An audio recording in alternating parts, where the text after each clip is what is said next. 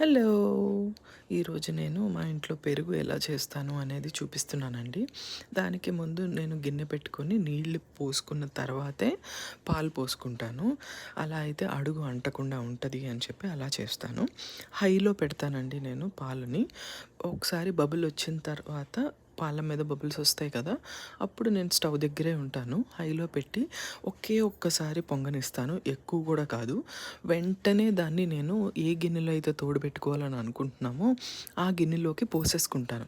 అలా పోసుకున్నప్పుడు వేడివేడిగా ఉన్నప్పుడు చాలా నురగొస్తది. అలా అయితే మనకి పెరుగు చాలా గట్టిగా వస్తదనమాట. తర్వాత అది రూమ్ టెంపరేచర్‌కి వచ్చేసాక పాలు మన దగ్గర ముందే కల్చర్ ఉంటుంది కదా! తోడు ఉంటది కదా! అది తీసుకొని ఒక స్పూన్ దాంట్లో వేసేసుకుంటాను. వేసేసుకొని ఓవెన్‌లో గానీ లేదా బయట గానీ వదిలేస్తాను. ఒక 6 అవర్స్ తర్వాత పెరుగు అయిపోతుంది. దాన్ని అస్సలు కదిలిచ్చకుండా ఫ్రిడ్జ్‌లో పెడితే చాలా గట్టిగా వస్తది. ట్రై